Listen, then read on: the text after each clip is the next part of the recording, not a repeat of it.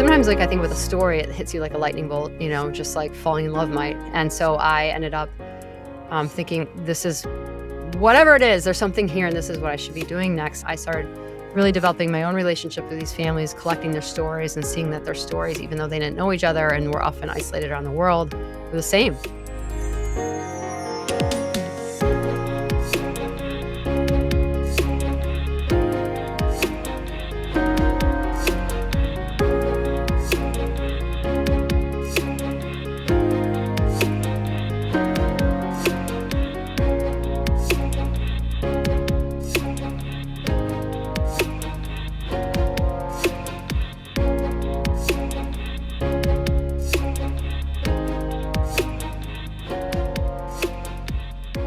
Hello, friends. Welcome. In this episode of Insights at the Edge, I'm really excited to be speaking with Ky Dickens.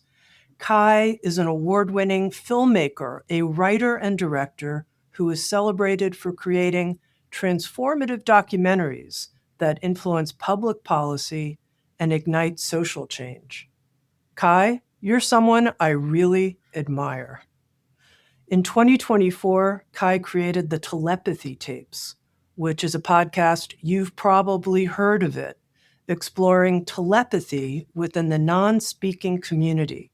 It's a podcast that has raised profound questions about the nature of consciousness, also about language, and about how we can best support the non-speaking community.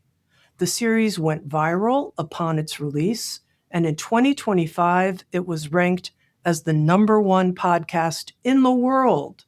Season 2 of the Telepathy Tapes is now available, and we're going to talk some about some of the topics that are covered in Season 2. And in addition, Ky is releasing, you guessed it, a film about the Telepathy Tapes coming out later this year. Ky, welcome. Thank you. What an introduction. It's a pleasure to be here. To begin, for those people who, they've heard of the Telepathy Tapes, maybe they've even listened to a little bit, and yet they don't really know the origin story. How did this documentary filmmaker come to create her very first podcast? Yeah, I mean, it was an accident, and just even covering something like telepathy was not ever on the radar for me. I was a social issue documentarian dealing with, things like climate change or LGBTQ rights in faith communities or equal and affordable access to healthcare and paid family medical leave, like totally a different world, right? And so, I was going through kind of a personal transition between projects and just really, I had some major deaths of young friends happen, kind of back to back, and was searching for my own answers and starting to realize I didn't know what I believed anymore. And started doing a deep dive into consciousness, books on spirituality, all sorts of different things. And in that quest of trying to figure out what I believed, I heard an interview on a podcast featuring Dr. Diane Hennessy Powell, who was a neuroscientist who taught at Harvard, trained at Johns Hopkins, who had been studying claims of telepathy in non-speaking individuals with autism or apraxia, which is mind-body disconnect. And I mean, sometimes, like, I think with a story, it hits you like a lightning bolt, just like falling in love might. And so I ended up thinking, this is whatever it is, there's something here, and this is what I should be doing next. And I started talking to Dr. Diane Hennessy Powell, started Zooming, texting, went to go visit her, and really started to think there's a there. And I don't know what the there was. I just knew it was something. And then started following her, but then meeting so many different families that I started really developing my own relationship with these families, collecting their stories and seeing that their stories, even though they didn't know each other and were often isolated around the world, were the same. They were told their child was not in there. They wouldn't be able to communicate. They weren't competent or capable of learning, only to, at some point discover spelling to communicate via pushing, typing letters on a letterboard or on a keyboard, because that's a gross motor skill versus speech, which is a fine motor skill. Find their kid is in there, and then their kid starts telling them that they can read minds or that they speak to angels. I mean, just all sorts of stuff that I think shocked so many of these parents from every major religion, or just even atheist, agnostic around the world, scientists, doctors, parents from every stripe, was experiencing this. And so I thought, well, I'm a documentary filmmaker. I'm going to pitch this as a show. And we did. We put a great deck together. We were working with a really great production company and pitched it to pretty much all the major streamers. And no one bought it. They told us it was either, it didn't make sense, or it was too out there, or that didn't have true crime, or it didn't have a celebrity. I mean, there was all sorts of problems. And I felt really hopeless at that point because I thought I don't have the money to help, to orchestrate these scientific tests. And these families are all over the world and spanning through decades. And that's it. It's the end of the road for me, really. And I remember going into my bedroom and, saying to, God or the universe or whatever you want to call it, take it back. I thought this was my idea to shepherd into the world, and I failed big time. So it's yours. Take it back. Find someone else who can do it. I clearly can't. And like the next day, I woke up and was like, oh my gosh, a podcast. I don't need any money to tell the story. I don't need anyone to greenlight it. I can just put it out there as a podcast. And it was funny because I called the scientists and a lot of the families, and most of them were like, that's a terrible idea. We're talking about telepathy, spelling to communicate. It's things you have to see to believe, but beyond that, your main subjects don't speak. How can it be only audio form? And but I was like, no, this is it. This is the way, I think. And so I didn't know. I've never made a podcast, but I figured, hey, it's like making a documentary just without video, and put it together mostly in my bedroom in a pillow fort.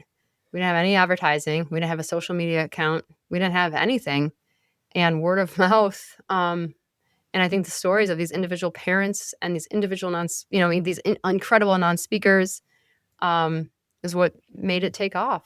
It was them and their stories and their triumph, really.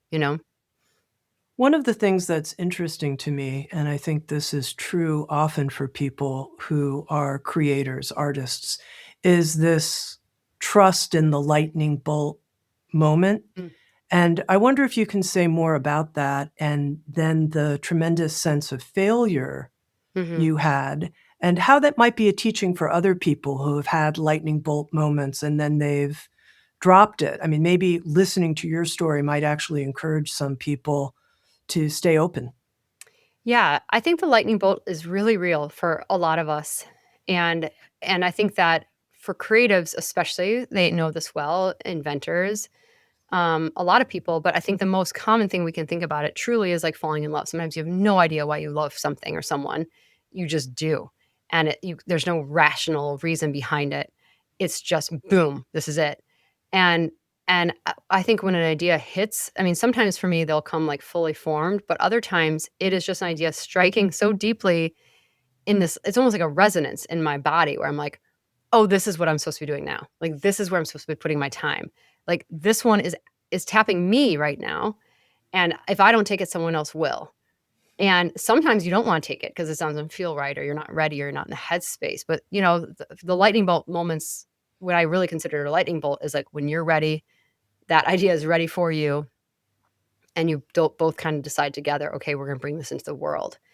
And it was the most powerful it's ever been for me with this project and that idea. I mean, tenfold what I've ever experienced.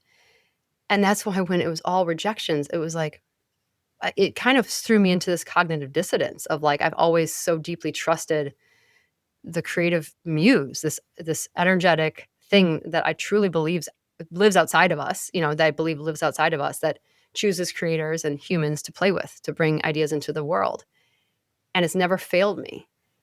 And, that experience of what happened next, with making it into a podcast, I think is a huge part of this creative exchange that we get to have as creators, as humans, with this beautiful force that likes to play with us, which is that you get to play with it. You get to enjoy it.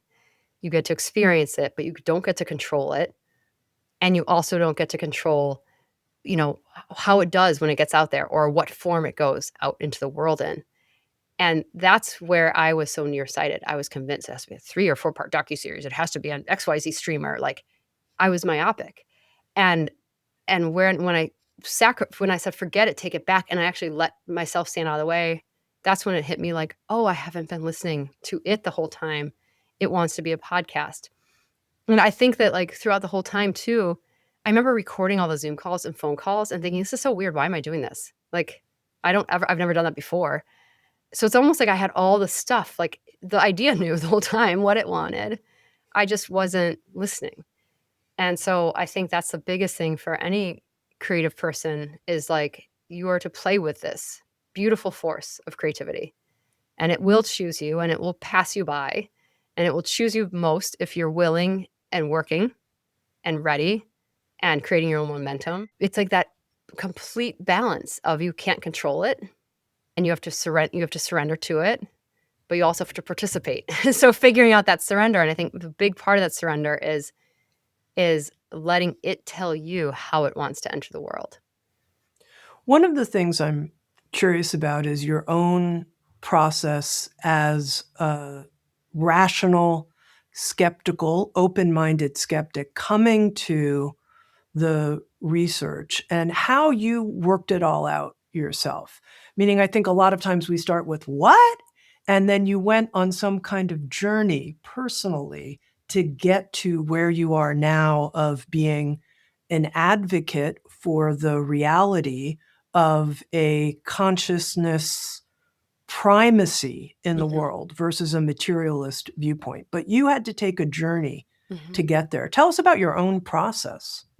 Yeah, and I think I'm still going through it, you know? I mean, it was really hard to believe, that telepathy would be possible. I actually can't think of, like, anything more difficult to believe because we value our privacy and secrecy so much, and our individuality, thinking that we have our own little minds and our own little thoughts, and they're I all knew ours. you were gonna say that. Yeah. I mean, it's true, and, I think the first few times I saw it, I thought, "Okay, this might be just, like, a miraculous aberration, or there might be some explanation." And then where it started to become really confounding for me was that when I started learning, oh no, there's teachers going back decades that have been recording this and talking about it, and that there are parents all over the world, and then meeting people all over the world that had, you know, kept detailed journals and entries. And then I'd meet another family who's like, oh, well, there's been books written about this for decades. Look at this one, listen, this one, 80s, 90s, going back, back, back, back, back, talking about telepathy and what parents were saying was a greater slate of even quote unquote spiritual gifts in non-speakers with autism. And to some degrees, many flavors of autism, but certainly those that feel less attached to their body with apraxia, this mind body disconnect. And so then when I would start meeting families who didn't know each other, they were talking about the same struggles, right? Like when I'm doing homework, I really want to make sure they know the material and they're not taking it from my mind. So I have to clear my mind or be thinking of a song when they're doing the math. And I'm like, wow, but then you're hearing this from family after family after family. Um, so at a certain point, I think, and I'm like big reader. I love science. I've always been, I think, like pretty nerdy. I prefer nonfiction films. Like it's always NPR, podcasts. Like, I'm just not a very sensationalist like person. It's always like really grounded. But I think when you're coming from that stature, if you start hearing something from hundreds of people all over the world throughout different decades, writing books, at a certain point, that's a legitimate way to start considering science, right? Like we didn't discover people, uh, had got cancer or radiation poisoning from us doing experiments where we put people in X-rays and tests. People started reporting problems, and we figured it out. So, so for me, then the challenge became, well, how do I get people to listen to this? Because I think they're telling the truth. These parents aren't on a mass conspiracy to trick the world into believing in telepathy. And then the next question was, and how? Like, what is happening exactly? And there were things that I would talk about with Dr. Diane Hennessy Powell, other scientists. Like, is it possible that like there's quiet noises our eyes are making, or something in our cells that like they're picking up on, or could there be subtle cueing, or could there be this and that? And so then, we would try things just as play, like, okay, let's put a divider, let's put earphones in, let's do this, and see if individuals could still get the answers of what their parent or their teacher or whoever they're telepathic with is looking at. And they could. And so at a certain point, it just became undeniable. And then what happened to me next was a cognitive dissonance around, well, this appears to be true and I can't explain it, but it does appear to be true. So then what else have I dismissed all along that may be true as well? And can we approach those things thoughtfully from a really responsible, scientific, lots of corroboration type of way? And that became season 2, where we look at all sorts of stuff from mediumship to energy healing to the creative process to savantism, Mindsight, seeing through a blindfold, by talking to scientists and talking to people who've done it and talking to people who doubted it, and try to find the best cases of those who can talk about this thing around the world. And, it's, I think what I found through my own process, and I think what I have come to believe from the response to the telepathy tapes, is that for a long time, I think people have felt they had to fall into like these um, binary camps, right? Like you either don't believe in anything, you're an atheist, everything's based on materialism. If you can't see it or measure it, it's not real. If you believe in God or this or that, you're, somehow less educated, you're less informed, you're more gullible. Or the other side is like, oh, well, they believe in fairies and Bigfoot and everything is, this like totally sensationalized extremist silliness. And I think most of us are somewhere in between where we're like, I am really rational and thoughtful, but I also do believe there could be a non-physical world. Can we figure this out together without mocking it? And somehow accidentally now that's what I'm doing. One of the things I'm curious about is how you're standing up personally amidst the criticism and the mockery. And I say that because in preparing for this interview, I mentioned to some people, oh, I'm going to be talking to Ky Dickens, the creator of Mhm. the Telepathy Tapes. And I heard different things like, oh, come on, Tami, haven't you heard that's been debunked or this Mhm. or that? Or, they're moving the hands of the spellers, the person, Tami, this is bullshit. Come on, wake up, girl. And my attitude actually is what you described as being someplace in the middle, meaning I have an intense curiosity. And I'm going to take this a little bit further because we're just getting to know each other. Mhm. I have this sort of open porousness to a multidimensional way of seeing and being in Mhm. the world. I'm not Mhm. only feeling myself or even this conversation on one dimension. Mhm. There's a lot going on. I can feel our listeners. What? How can you? I can. I can sense Mhm. them. I can sense a heart radiance, Mhm. actually, in connection between you and I right Mhm. here, just newly beginning that Mhm. sparking. So there's a lot of things happening in any given moment. And if somebody tried to reduce that into just physical, measurable actions, I would say, wow, you've now put me in a thimble. Screw Mhm. you. But Mhm. at the same time, as you said, it can get, into silly snake oil really Right. quickly. Very So I quick. guess my question is, though, how do you yourself stand in this without being like, oh my God, another person lobbed this like Mhm. horrible critique at me that isn't even grounded? Yeah, I mean, I think it would be hard if I didn't think it was truthful, right? I mean, if you're exploring something that I think is like rooted in dishonesty and trickery, it'd be pretty hard to sleep at night, you know. But if you think that you're just caring or giving the truth of truly thousands of people who have experienced something that you've seen with your own eyes, and there isn't trickery and there isn't anything like that, um, then then then it just becomes a case of this is hard for people to accept. People like their privacy. People like the paradigm in which they were raised that makes them feel safe. And anytime you bring forth a new idea, even though this isn't new, an idea that might feel out of the norm, and it can bring forth ridicule.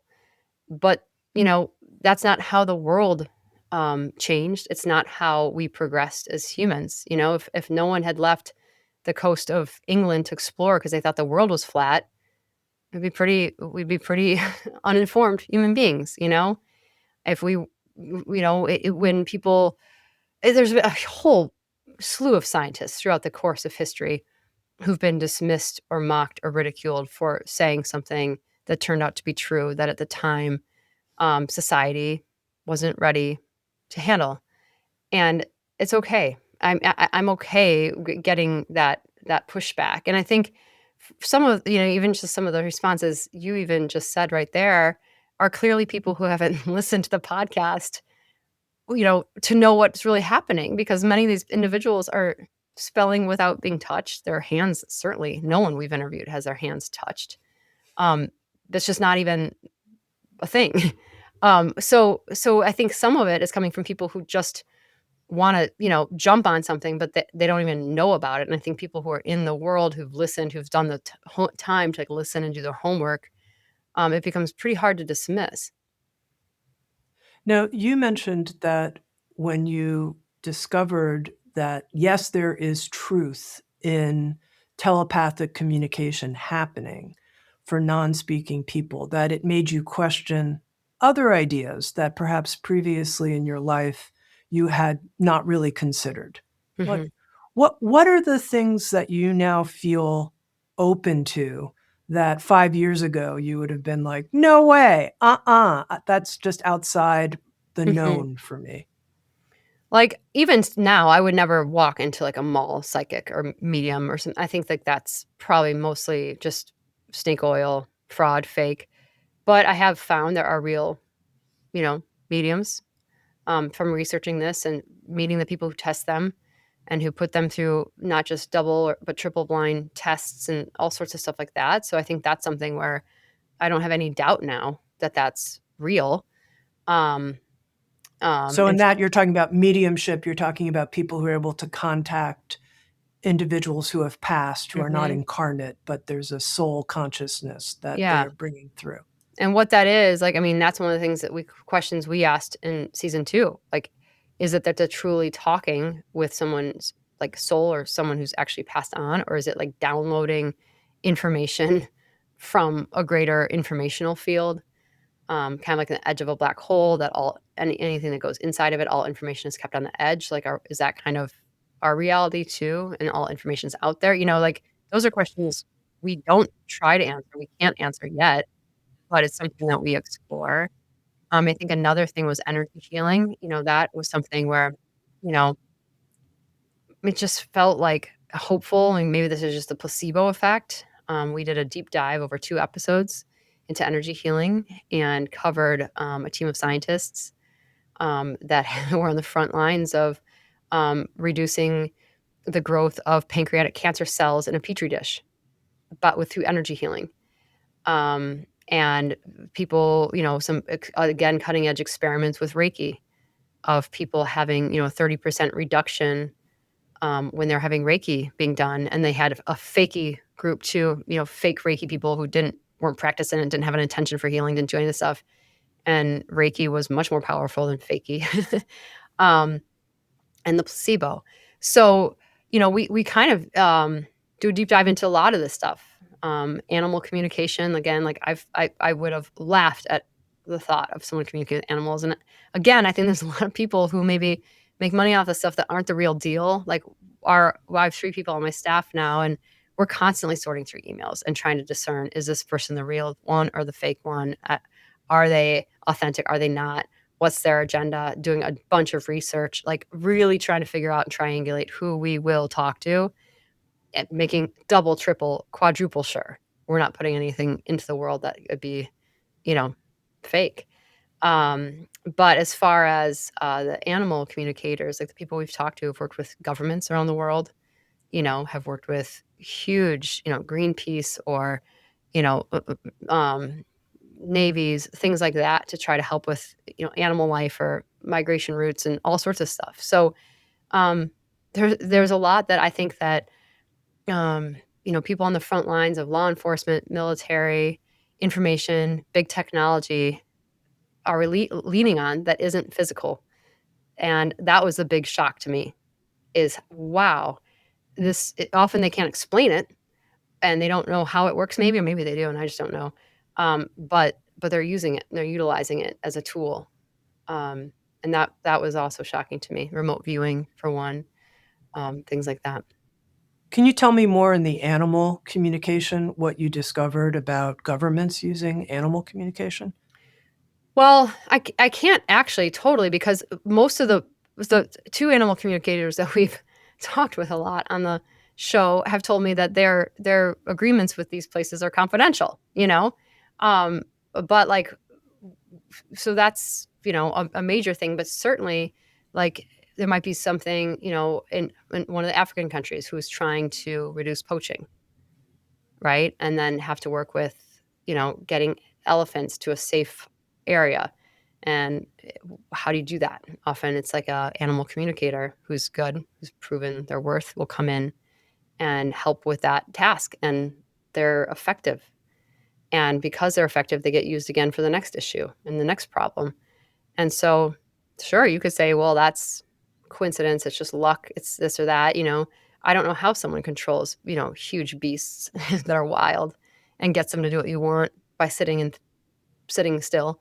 But these people have been effective, and then they get used again and again and again. And as we talk about in our season 2 episode on animal communication, I think it's episode 5, there's also an example of a woman who's worked with, um, royal families and Olympians and national riding teams with their horses to try to get the horses to, you know, behave or do something or change their behavior in travel. And again, like, it's something I would have dismissed, but when you start to talk to Olympians and national team riders, royal families and governments who use these people and say, we don't know why it works, but it works over and over and over again. And there's something there. And that's why I'm doing it. You know, um, people don't have to believe it, but is it fun to explore and ask the question? Because something's happening. Something's happening. The finale of season 2, I found pretty, I'll use the word mind-blowing. I had never heard before, and maybe I'm late to the party, about the phenomenon of young children being blindfolded and, behind an eye mask, completely sealed off, and being able to see numbers and colors. And this is what you devote the finale episode of season 2. You call it Mindsight. Mm-hmm. And it took me through the whole process of like, no, this is bullshit, to wait a second, Tami, do a little more research, look online, look at some other YouTube videos, even outside of the finale of season 2, and then Mm-hmm. reading other people who are debunking it, but I'm not quite sure why, and then wanting to experiment. I went through the whole journey, the whole arc, and Mm-hmm. this was all like just within an hour, and then wanting to experiment myself. Could I see through a blindfold if I trained myself to do it? Would I be open to that? I want to try. And then landing in a place of not knowing, but being curious. Mm-hmm. And I'd love if you could just say more about this phenomenon and where you landed in terms of people having an ability, young children, and why young children especially, to see through a blindfold. Yes. So, when I first was going through my own cognitive dissonance around the telepathy, remember, I was still meeting families all the time. And there was a school in New Jersey, and a new mom just started, and her son, this comes back to the mindset in a second. Her son was answering questions before the teacher asked the question. And often the question might be like, okay, I'm going to um, tell you what I'm looking, like a picture, that's about to come. And I want you to point to the same one to see if could they match. Did they understand what's going on? So it's like a 4-year-old. And the child started pointing to the card before the card was revealed or laid down. And the mom was like, I think my child is telepathic or seeing the card, or I don't know what's going on. And so she asked the head of the program at the school, and the school, oh yeah, this is, this is kind of a private thing in this world, but there's actually a filmmaker working on it. You should call her. She might be able to, whatever. So then this mom gets in touch with me. And so we start talking, and I'm like, yeah, I can connect you to more families and this and this. And she was great because she started doing her own deep dive to figure out what's going on. And she writes back to me like a few weeks later, and she's like, I just found this. I wonder if this is the same type of thing. These are kids who can see throughout with a blindfold on. And I thought, what on earth is this? And I started looking, and I just saw debunked all over the world. And I kind of didn't think twice about it. But then it came up again a few more times. And then I did my first test with this young woman. The first time I ever saw the quote unquote telepathy with my own eyes. One of the things we did is we put a blindfold on her. And it wasn't even telepathy at that point. She had to like stack color popsicle sticks together and that type of thing. And I thought, what is this? This is even a telepathy. And I thought, oh my goodness, maybe it's the same as this video this mom sent. So I called the woman who taught this Mindsight or Seeing Through the Blindfold in England. Her name is Nicola Farmer. She's wonderful. Talked to her. And then I thought, I'm going to go through the teacher training to try to figure out what's going on. And I went through the whole teacher training, and it was a few days, and it was expensive. And at the end of it, I mean, this woman is like, trying to equip you with tools to teach kids to do this. And I was like, okay, this is not a trick. I mean, she's giving you like the meditations and how to go through this and how to talk to the children and and I thought, okay, so they all believe it's real. And then I met some teachers who'd gone through it, and the teachers were telling me, oh no, it's real. Like, I didn't even believe I could teach it, but it is real. And I wasn't going through it to become a teacher. I just wanted to understand. And so in my mind now at this point, I was like, here's a bucket of something that I need to explore and I don't understand, but I wasn't discounting it anymore. And then when I went to England, I saw this with my own eyes. I brought my dad, who's a materialist and a skeptic, and he's kind of come up a few times in the telepathy tapes. Um, and it was pretty mind boggling for the whole crew that was there, because not only were these children seeing through the blindfold, but often they would see from a different area out of their head, like the back of their head or the side of their head.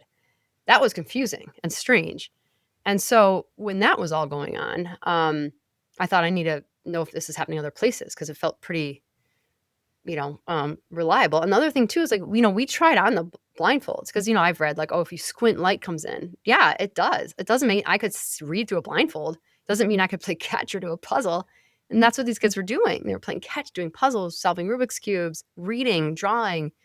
So then I kind of went on a quest to like, who is doing this around the world? Found out that there's schools in China that have been really engaged in this for decades, and that it's a big thing for parents in China to send their kids to these schools to learn these tasks because it makes them better at school.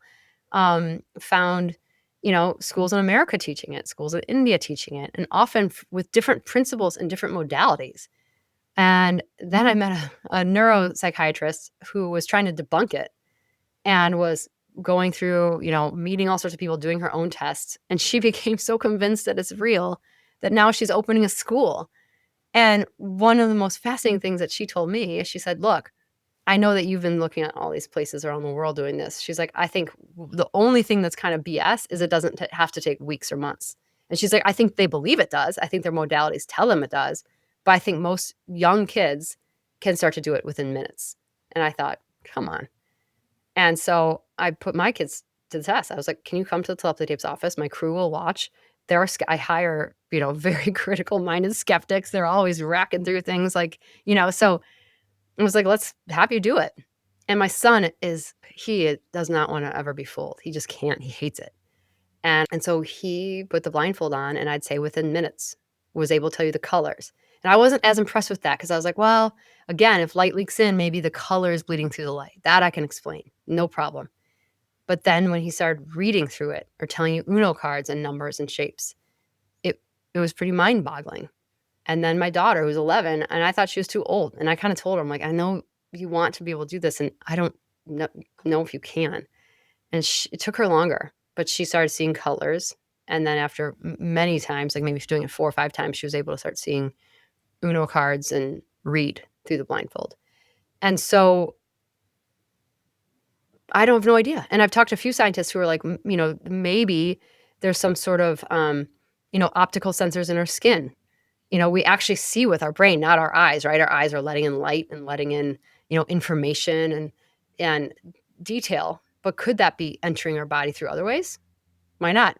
Or is it something much more, woo-woo, like you're seeing with your soul? What is it? Who knows? But it's pretty mind-boggling. And I think, of course, something like this, just like telepathy, is going to be debunked and railed on and hit from all angles. But what I encourage people to do, there's no gimmick here. Just try it yourself to put your own kids through the test. For the most part, though, I think what I've heard from everyone is that it's way easier to learn before the age of 12, and the younger, the better. 5, 6, 7-year-old. And what's the thinking behind that? Why I think that's the so? irrational, scientific, logical brain hasn't kicked in yet. You're not overriding all the information that comes to you from other ways.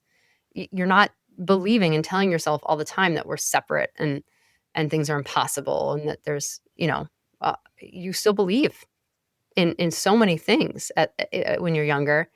And I don't think the filters that work to help us succeed in the world, which keep us apart, are fully locked. And I think it really just has to do with, you know, kids being more open. And yeah, it's Is pretty it remarkable. possible, without going too deep down this rabbit hole, but just a little further, is it possible to say briefly what the training involves, like how your son got up to speed so fast on doing it? Yeah, that's what was remarkable. It was like Anne De Solar was the woman teaching him, and she has a new organization, nonprofit called Mindsight to help kids do this. And she put a blindfold on, and I tested it, and I was like, if he's gonna do this, I want to be, so I kept looking on her and make sure there's no things, and if it came up a little, I'd push it back down, and so it was pretty blocked. And so, okay, she'd put that on, and then she kind of feel around his eyes just to get him familiar with his eyes. So, like, just imagine with your fingers. And then she had me to do it too to see what she was doing. So she might be, go, okay, follow my fingers. They're up here on the top. Okay, now follow my fingers this way. So he'd be hopefully looking at wherever the fingers were and just kind of activating, those muscles of the eyes, making sure. And then, she would usually do some sort of meditation, like, you're safe and you're loved and you can do this and there's so much more that you can do than very affirmative. And then it was just like instant, like putting up a color card. What card is this? A lot of positive affirmation. Okay, that was close. It was this one. How about this card? And I'd say after like 2 or 3 misses, it was like getting it. And that was it. So it was very quick and seamless and actually unexplainable. I'm baffled by it, but at the point now where instead of being frustrated by that confusion, it's just something I can marvel at, you know? Would you say you've made peace in some way with the mystery of consciousness, that there's some mystery here that perhaps we're not gonna be able to nail down and define in every way that we want? Or are you on a search to get answers to how some of these things work, or both? I think it's both. I mean, I do fully believe now that consciousness is fundamental. We've grown up in a paradigm which is materialism, which says that what is real can be measured and observed. And I think we did a huge disservice to ourselves of human beings when we cut off from the belief that the non-physical world is active and real in our lives. And if you look back at a lot of native folks from all over the world, that was part and parcel of existence. And and it was helpful. It was quite helpful. So I think understand and how does this stuff become possible, is if consciousness is fundamental. And if that sounds like, what does that mean? This idea, the materialist world, a lot of it's right. A lot of it is right. But basically it's that these building blocks of our world, which are physics and math and biology and psychology, and at the tippy top of that is consciousness. And all those other things created consciousness. And our brain created it. And every little layer of the pyramid there for materialism, I think, is pretty correct. We don't want to toss out the textbooks. But if you take that tippy top of consciousness and put it on the bottom of the triangle, then consciousness becomes fundamental. Consciousness is the baseline that everything else is built upon. And it's not that hard to think about if you actually just start thinking that every single thing in your room, in my room, on your body, in your home, started as a thought first. It wasn't here. It was all thought first. Everything in our physical reality, Wi-Fi, any of it, was a thought first. The only thing that wasn't is the earth that we're standing on, unless that was someone else's thought.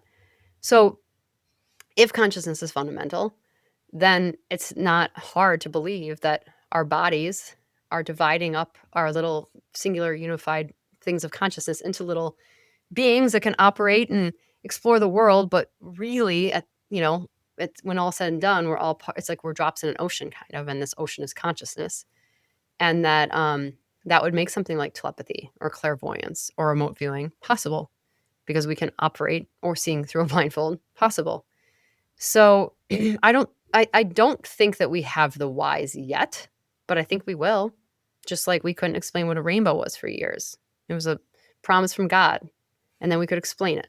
I think many of these things that feel mystical and magical, we find out how they operate and how they work. The other thing that's really interesting is the amount of, I think, high profile individuals who are much smarter than I, who've been who, is really on the cutting edge of technology and things like that, science, who have been telling me about some of the stuff they're pondering and questioning. And one of these individuals, I know he's funded consciousness labs all over the world, big in tech, big in funding consciousness research. And he's got a theory that we're trying to have him on the talk tracks, but he's pretty private. The talk tracks is our between seasons show where we kind of unpack things that psi, which is quote, we talk about that in telepathy, PSI psi, which might be clairvoyance or telepathy or psychokinesis or remote viewing, some of these abilities. He thinks they're kind of shy, and he doesn't know if they're built that way, but often, like, when you see them out of the gate, it's really repetitive and powerful and promising, and sometimes they wane if you're asked to do them or capture them or test them. Through the Telepathy Tapes film, we have successfully captured, it's gonna be in the film, like, telepathy happening in a very controlled setting, which is exciting, um, through triple blind trials with a whole team of scientists, all sorts of stuff like that, which is great. But when you try to capture and document this stuff too much, it can kind of get a little um, difficult to do. And this man believes that that's part of the nature of it, that it kind of keeps the mystery alive. Like, we have to have a little bit about that in our world. So who knows? But we're going to keep exploring it. You mentioned that in our human history previously, people who lived closer to the earth would naturally have some of these capacities of being in an alive world, sensing the living power of nature and listening to precognitive dreams, that kind of thing, Mhm. that we could look back and how in modern left brain focused times that can be shut down. And one of my curiosities is not just seeing that these are latent abilities that were in us and expressed previously, but where we're going, Mhm. that we're in a very interesting moment right now. And your work as a filmmaker at the intersection with social change, you've moved forward, if you will, this conversation in a really powerful way, that there's some future that's coming. And I think it's not that far away, actually. This is really my feeling, that we're in a sort of breakthrough period. And I might even say a breakthrough couple of decades here, where there is going to be a shift in our recognition of our human capacities. And I wonder if you see that. Yeah, I mean, absolutely. And I think that, again, the best thing that I've seen in the past year was that my hope all along was just that science and research would start putting more time and money into this stuff. It shouldn't be, the onus shouldn't be on the average person or a storyteller to figure out that, it should be on the scientists. And I think for a long time, the spirit of inquiry has been taken away from scientists. You couldn't even ask questions about the non physical world and be taken seriously. You'd be mocked, you'd be ridiculed, couldn't find funding for it, forget tenure. You couldn't get published even if you were doing incredible research that was peer reviewed and airtight. And that's really unfortunate because the spirit of inquiry should be what is the lifeline of science. And I've seen that with the telepathy tapes too. I mean, this is like, it is documented all over the world from so many different sources. Like, you know, it was as thorough an effort as it could be. And someone will still try to, discount it, debunk it. And that's okay. That's okay. But what I wanted was that for science just to unleash some money or some freedom to let scientists look at this. And over the past year, it's been wonderful because I've been hearing from teams of researchers, again, showing that energy healing is working. It's stopping the spread of pancreatic cancer when nothing else that we know of can stop pancreatic cancer, at least that I know of. It's one of the hardest cancers to reduce, diminish, reverse. And here in a lab, energy healing is working on pancreatic cells in petri dishes. That is remarkable. That is groundbreaking news. And what does that mean? What the heck does that mean? The fact that scientists found something in our body, some people even call it an organ that we didn't know was there before, called the interstitium, which seems to bring information around to all the different cells in our body, which seems to map the meridians and many of the points that acupuncturists have been talking about for thousands of years.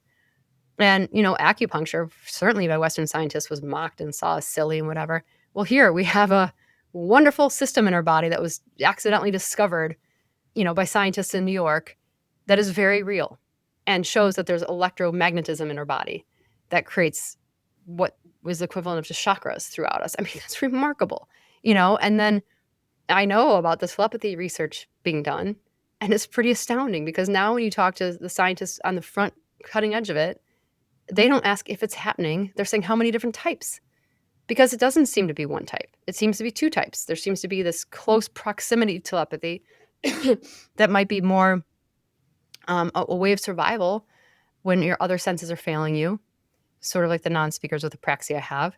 And there also seems to be this more common telepathy, which happens due to extreme need or love or closeness from a far, far, far apart distance. And it's involuntary. You can't control when it happens. It's usually happening because someone you love is in peril or needs you. And that's been reported throughout hundreds of years. And then the scientists are thinking, but maybe that's two different types of telepathy.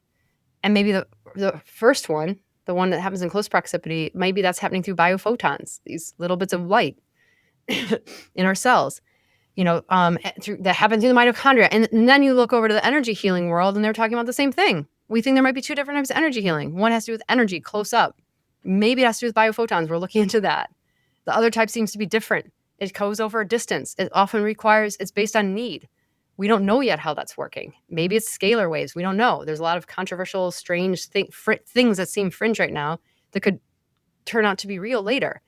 And so what's interesting to me is that watching that the scientists in these different realms studying different things are coming up with the same problems, the same questions, the same, kind of running into the same things, which make you wonder, what the heck are we dealing with if it's operating the same ways, And again, I think it's the fundamental layer of consciousness.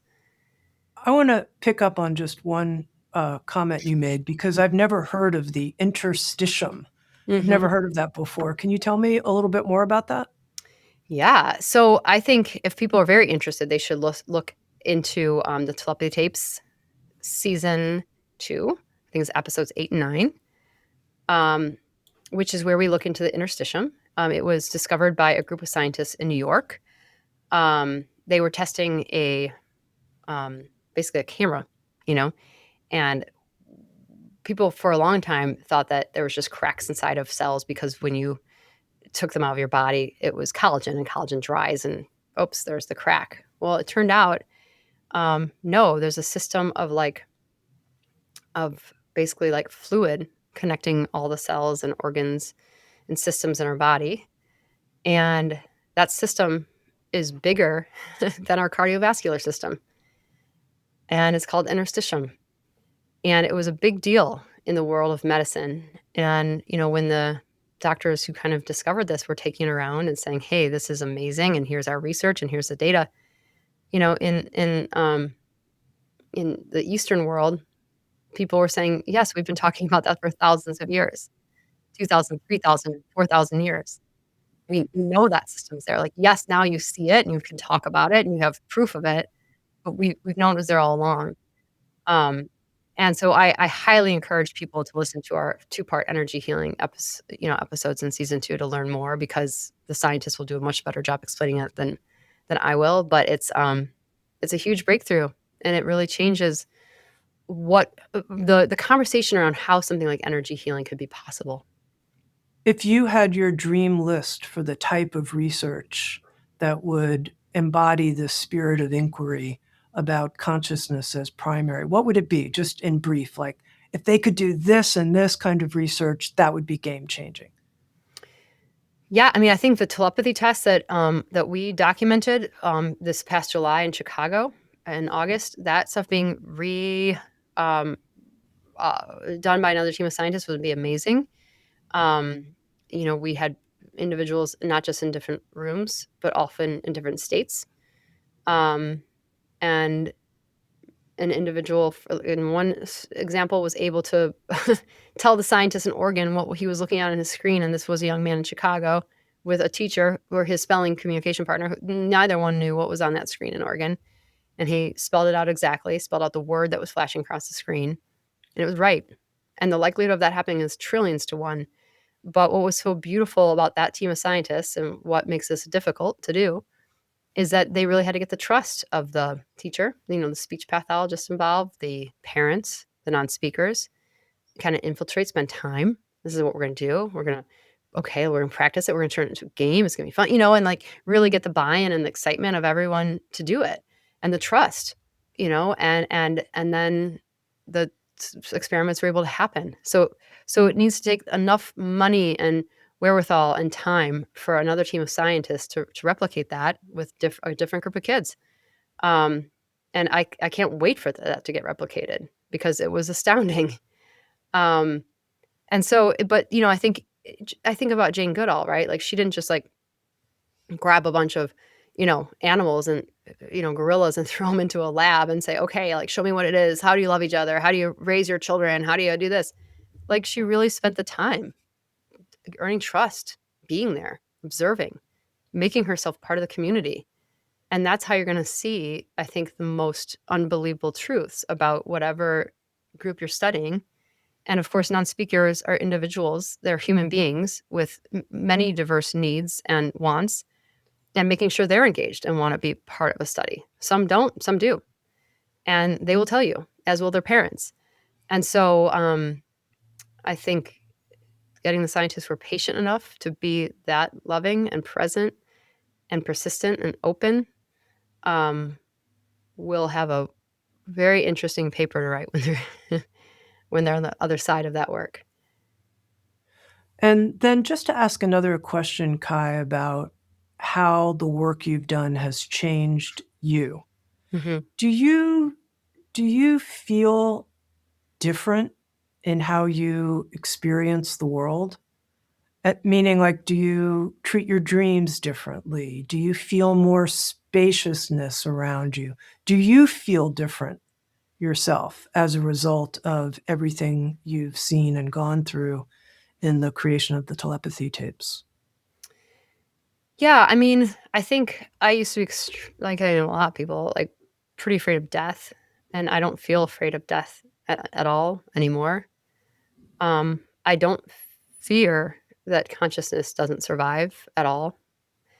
Um, I people ask all the time, "Well, are you practicing stuff?" No, I want to report on it. I want to stay fair and level, but I think what's wonderful is the openness to the fact that I think there's so much more that was possible than I ever believed before, and that invites beautiful conversations with other people, which become pretty deep and rich when you have a lot of people at a cocktail party telling you their stories about, the dream they had when their mom was dying, and just really beautiful stuff that, again, like it's kind of the same stories you hear over and over again, which make you wonder, how is this stuff happening?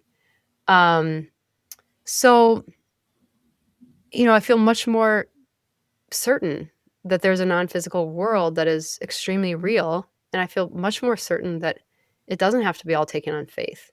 You can really try to study this stuff and make sense of it and capture it through corroborated stories.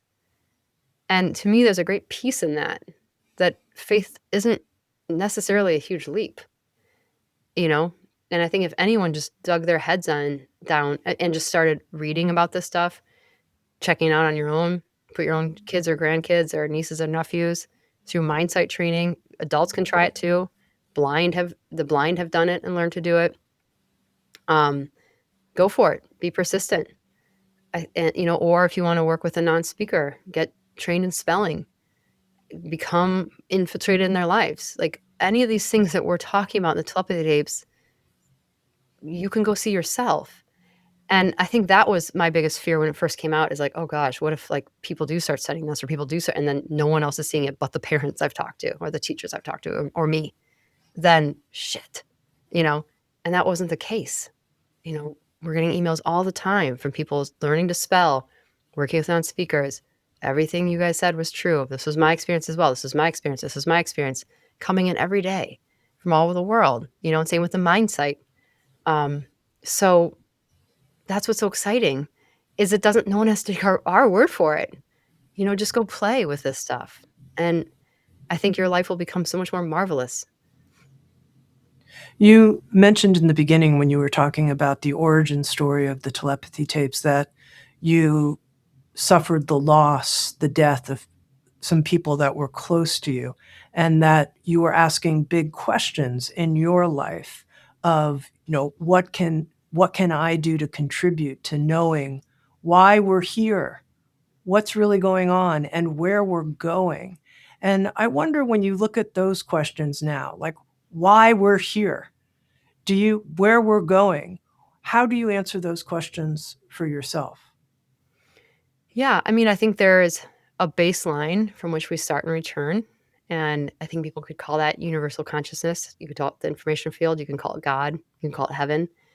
I do think it's all talking about the same thing. And I think that is very real. Um, and I think Earth is an incredible school of learning. We have to learn to love and to sacrifice. If you're doing things right, you learn those things.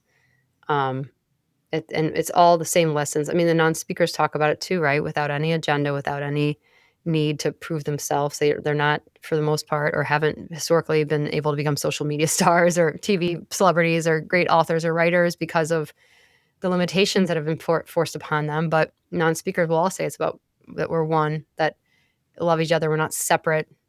Um, how you make people feel matters. And so I think all those things from the greatest religions in the world are true, and that's why we're here to learn them. And it can be brutal along the way, but that this is a gift to be here and learning, to love and to be more present and to experience the world fully. But your body is a temporary package in which consciousness will animate itself. And one thing we're going to look at in season 3 is reincarnation and how that squares with world religions, what we know has been studied around it, what hasn't been studied, what when little kids have memories that weren't from their life, what does that mean? And do we reincarnate? I mean, I guess we'll find out in season 3, right? But yeah, I don't think this is just a quick temporary dark situation that we come and die. I think that we're growing and learning a lot as we're here, and it's doing wild benefits for the non-physical part of ourselves, which you could call soul, or you could call it a droplet of the universal consciousness. Okay, I just have two final questions for you, Ky. Tell us about the film coming out this year. What can we expect? Yeah. Okay. So the Telepathy Tapes started as a film, became a podcast, and now it's finishing itself as a film. We are done with shooting. We filmed an independent film, a team of scientists that had nothing to do with Dr. Powell, in August, doing a series of telepathy tests. Those will be in the film. Um, it's going to be about 2.5 hours long. We plan on finishing it. We run out of money by May, so it will be done by May. And at that point, we hope to release it on an international streamer, where it can be viewed in languages all over the world. And prior to that, hopefully, premiere at a big festival. Like, our plans and announcements for that are still forthcoming. But as soon as we have a set date and set information about where people can see it, we will certainly let everyone know. And finally, you're not just a storyteller, but when I tune in, you're an advocate. You're an advocate, I mentioned this in the introduction, for the dignity and respect for non-speaking individuals and for their lives and for their rights, if you will. And I wonder if we could end on that note. For example, I heard that you have even hired some non-speaking Yeah. individuals to be part of the crew on Mhm. the film. Yeah. So we hired 5 non-speakers to be on the film. There's 2 helping with story, 2 consulting on graphics, and 1 consulting on science.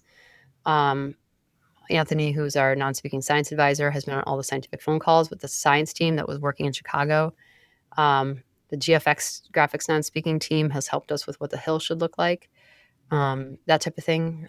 So, they are essential. It's their stories, their lives, and I think that is the biggest thing I would like people to walk away with is, even in the autism world, I think non-speakers often get the shortest end of the stick.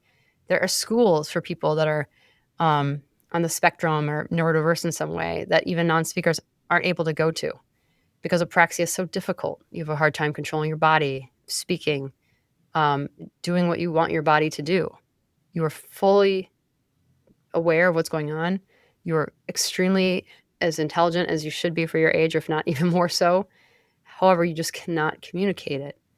And then through spelling, which is an incredible tool that can take months or years to learn. But once you learn the motor control to be able to spell, I've watched many non-speakers learn to spell independently into an iPad, into a QWERTY keyboard, fully be able to spell, but you often need a communication regulation partner just to help keep your body intact, to tap you when you forget where your body's at, help you refocus if you lose sight of the board. There's all that stuff. And right now, spelling is not taught in schools. It's expensive to have a communication regulation partner in a classroom with a non-speaker. That needs to change. Every single non-speaker needs a CRP with them so that they can engage in society, in life, in work, in education. And that's the biggest thing. Like, you might be interested in telepathy or, whatever we talk about in the telepathy tapes. These individuals aren't magical. We all have those gifts. We should be in all of each other. This is a human capacity dating thousands of years back that we just need to reconnect with. And I think the non-speakers who say they have this gift, it's because, like so often happens, your other senses aren't working as well or have betrayed you in some way. And they don't feel as in touch with their body. So of course they're maybe more in touch with the fundamental field of consciousness.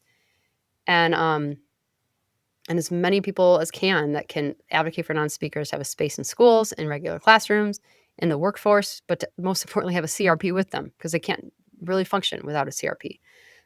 That's important. And I know there's a lot of we just started a nonprofit foundation called the TTT Education and Impact. And we plan to start granting money to families so they can learn to spell.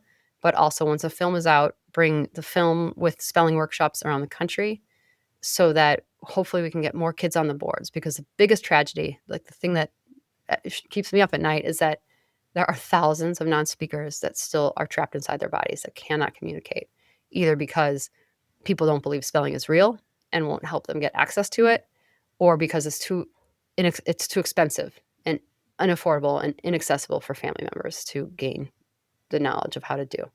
So that all needs to change. And if for any reason at all, people who haven't listened to Telepathy Tapes should listen to it just to get to know these individuals and their minds and how beautiful they are. In preparing Ky for our conversation, I thought of this quote that I learned when I interviewed Krista Tippett a long time ago. She said, "Tami, change happens from the margins. It doesn't happen from the center. It happens from the edges." And I thought of that in the work that you're doing, how from the margins you have contributed to be a great change maker in our world. And as I said, I really admire you. Ky Dickens, thank you so much. Thanks, friends, for being with us. Telepathy Tapes Season 2 is out, and the film and Season 3 are yet to come. Thank you. Also, friends, one quick note. Ky and I talked about energy healing, something she explores in Season 2 of the Telepathy Tapes. And I want to mention that the Sounds True podcast network is in production right now on a series exploring this very same subject of energy healing, in collaboration with some of the same people that Ky spoke with.